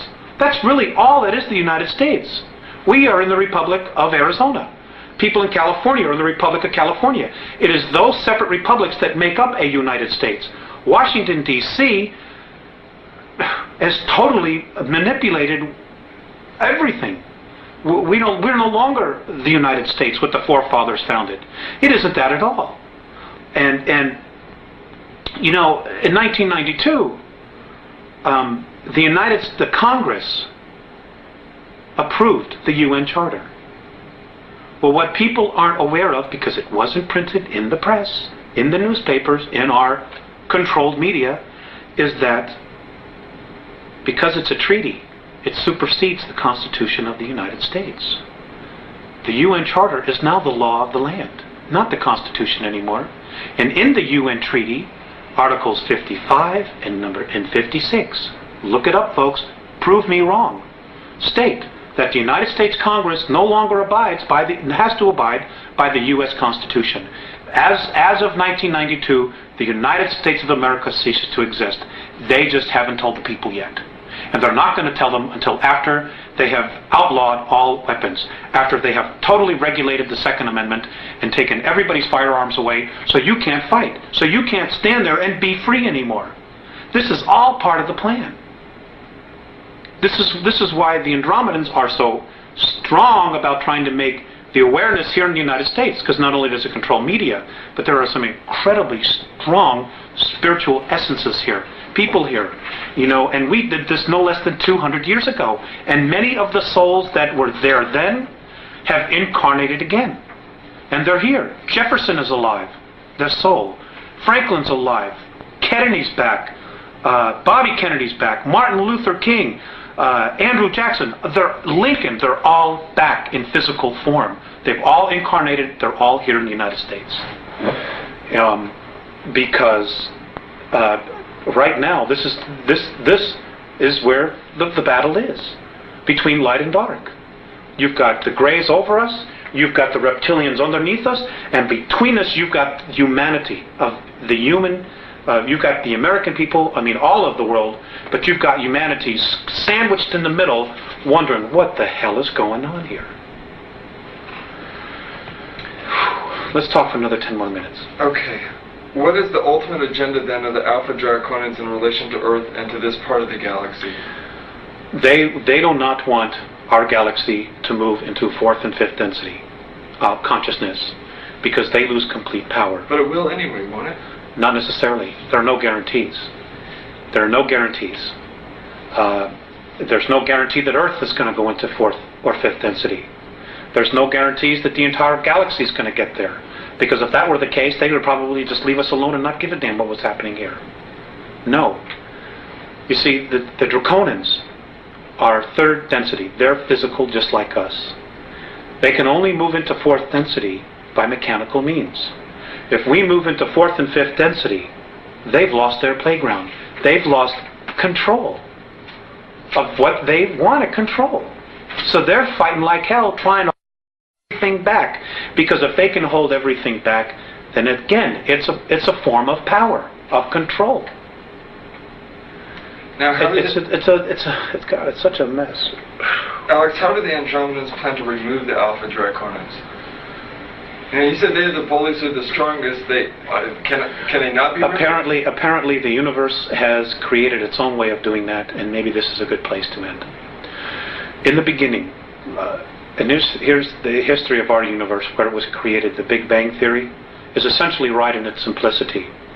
But apparently, what happened was, as vibrations, as the universe starts to excel in light, this way. There are pockets, and you have to look at it as a holographic projection of light. when you put a shadow into a light, it creates a variance of the light. Well, apparently what happens is things that don't ascend or choose to take higher consciousness, they get very, very heavy in weight or in light, whatever you want to call it. And as everything starts to exceed up, bulges, dips in light are created, in frequency are created. And what happens is negativity forms because of its weight, its heaviness, forms into these pockets. Well, what happens is they form a sac. And eventually what happens is that those sacs break. And because everything is spirit and nothing is ever wasted, they form, when they explode, they cast themselves out and they form another universe. They create a space for them to continue. Well, that's how our black holes are. That's how they were formed. Those black holes, if we could get through them, would be to another universe. They're portals. And it would just explode out. Well, that's how our universe was created. Well, because of this new energy that's being formed, pockets of resistance are now being formed all through the universe. And in our galaxy, it's right now between us and Sirius. So the way that the Andromedans plan to remove the Alpha Draconans would be is basically to try to contain them, and their own energy themselves will suck them into a place of darkness so they can move out into another place. The Greys, the Orion groups, this is going to happen. It's happened before. They know it's happening now, and this is why everybody feels this intense energy. Things are suddenly really starting to increase, and it's simply because it is increasing. So at a prior time, then, they were sucked out of another universe into Alpha Draconis? Is that basically essentially what happened? They were sucked from wherever they were into another universe. How somehow that universe, or the beings in that universe, wherever they came from, said, we got to get rid of these guys, and they literally brought them here from their universe and dumped them and said, boom, this is where you are. Because they came here in physical form, which means they had to have been brought here. They didn't evolve like all the other life forms here have evolved. They were brought here in full physical form, which means they were created someplace else and dumped here and said, your history. Well, someplace else then, there's some very irresponsible people. Well, maybe at some point in our eternal history we'll be able to address that issue. But for right now, we need to address our own issues. Okay, let's go to the World Club then to end this up. And future events. According to the Andromedans, mankind has been manipulated for 5,724 years. Human agents must have participated in this throughout history. Who are some of the major players in this deception? You mentioned Hitler and the Giza intelligence. Most of the pharaohs, most of the ancient Egyptian gods. There's so many. I couldn't honestly tell you. History is chock full of it. I think what people need to do is to go back and look at what we call mythology and really start giving it a second look. Richard Thompson, in his book, although I've not read it, but I've heard others talk about where he delves into the history of things. And it's also important to remember that just because it's history doesn't mean it's accurate history. Because it has been proven over and over and over again, whoever wins the war rewrites history. They write it to their benefit, to glorify themselves. And it doesn't mean that that's really what happened. And according to the Andromedans, our next major leaps in consciousness are going to come from science and archaeology. It isn't going to come from any spiritual leader or teachings. It's going to come from someone to say, you know what? Here's the proof. This is true. This is reality. And I don't know what this stuff is. We can't prove that. And it's time we really start paying attention. Maybe at a future time we can share more or do another interview or something. In a specific way, please describe in detail what the World Club is and who comprises it, and offer some specific examples of how they're controlling the rest of us. The banking circles, maybe? Yeah, it all evolves around money. The World Bank, International Monetary Fund. They've got the whole world in debt. Governments are giving away their mineral rights in perpetuity. The United States government is now in a position to declare a national state of emergency, suspend the Constitution of the United States, and nationalize. And the reason they will have to nationalize is because our debt far exceeds any ability to pay it back. So who are the collectors? What countries are the collectors? It's not a country, it's a group of men. It's a group of human beings. It's a group of humans. Right, the aliens don't need money. They don't need an American Express card. So if the rest It's a of us, man-made thing. if you know? the rest of us simply say, we're not paying back the debt, that's it, we're starting over, you can forget your whole system, then we can erase that whole thing and start over. That's right. If we had a real president in office, and Kennedy was probably really the last one, what he should do is just get on TV and spell it all out. Surround himself with people that maybe he can trust to protect his life.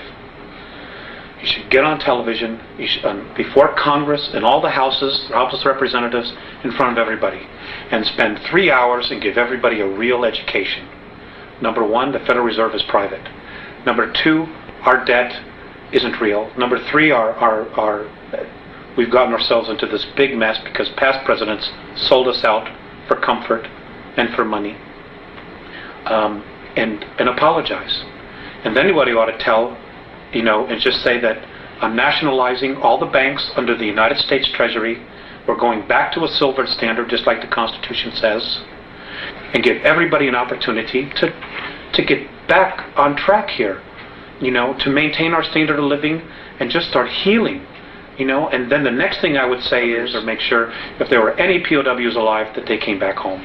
And I would start healing all of that crap. The fact that, that our POWs were sold out because of a debt, because of $3 billion, when we've wasted $3 billion, or a promise to Vietnam, when we've wasted that kind of money on such stupid things as studying the sexual habits of a tsetse fly or frogs mating. I mean, it's unconscionable that we've allowed our government to do this. Alex, we've got about 5 minutes left. Let's see if we can do some real brief answers to some of these last couple things, just real brief. The United States, Britain, and the Soviet Union, according to your sources, have been building secret technologies and bases on Earth, the Moon, and Mars for some time. Where are these bases to be found on the Moon? Where are they? Yeah. They're on the dark side. And do you know what the locations are, what they're called? Yes. One is under Jules Verne. God, I wish I had those notes in front of me.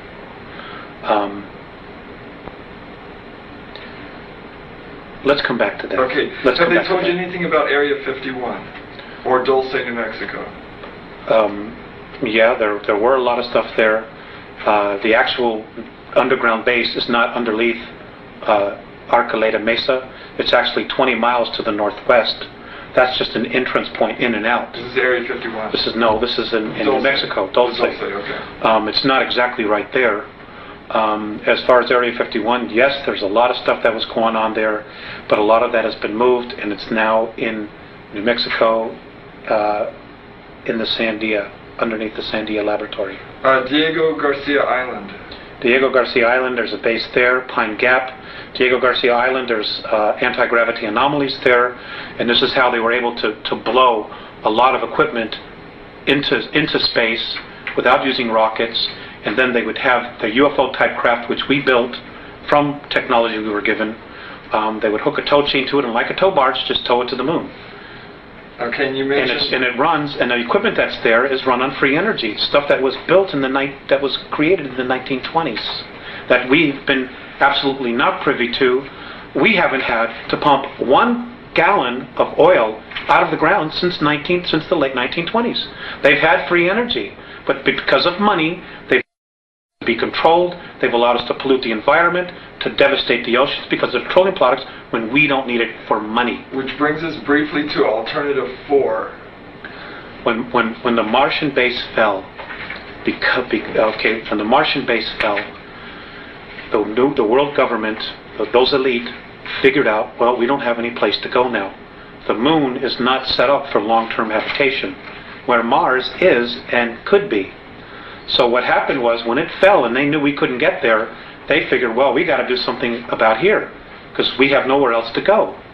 So I was told by the Andromedans that these men who think they're God had to come up with another alternative, which was they thought that they could create a controlled polar shift. by detonating nuclear weapons or cobalt weapons underneath the South Polar ice cap, causing it to slip, which would cause the poles to slip. And within a 24-hour period, you would completely drown 83 to 85% of the population. So the Andromedans said that they will not allow this. It isn't going to happen. If the Earth is going to do it, it'll be done by her will, in a natural way. And that is a possibility in our future. What is the primary message of the Andromedans? Grow up now. Open your eyes. Open your ears. Take responsibility for your life. Take responsibility for your planet. And realize this is your home. This is your race. And that if you are sincere in making the effort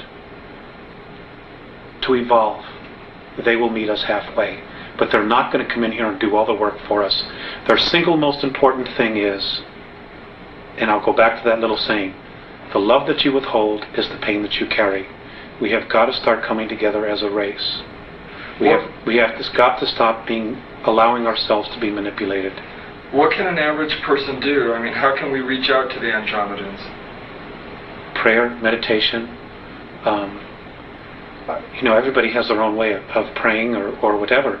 And again, I want to stress this: the Andromedans can help, but they're not God. They're not our saviors. We need to be our own saviors. We can ask them for guidance and help, but they're not God. Period. Don't worship them. Don't worship anybody. Worship the God inside of you. What will happen to those human beings who do not make the jump? They'll go somewhere else. And what will happen to those beings who do make the jump after the jump? They'll move into fourth and fifth density. And those of us who survive this incredible ordeal that we're about to really experience will become new teachers, and we'll be able to go to different worlds and teach what we know, and be able to teach other evolving civilizations what not to do and how not to get themselves in trouble. And we have an incredible future if we can get through that. If 10% of the population of the planet can really get it together, it'll create what is called the 100th monkey syndrome. And suddenly 11, 12, 13% people will just start getting it. And it's going to take 10%. That's 500, 600 million people right now. And it starts on an individual basis. The government's not going to tell you. God, we could be in. They're going to play out the second coming. They're going to try to present a savior. They're going to project holographic images in space and say we're here to save you. They're going to do mock battle. They're going to screw with us big time. Sorry, I slipped out that word. And folks, we just got to start paying attention. Don't take anything at face value. Make them prove it. And, whether you believe a word I'm saying, it doesn't matter.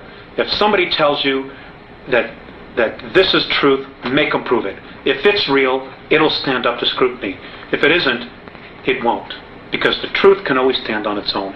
It doesn't need help, and it doesn't need lies to stand up. And let's end it there. Thank you for this time. It's been a real honor for me.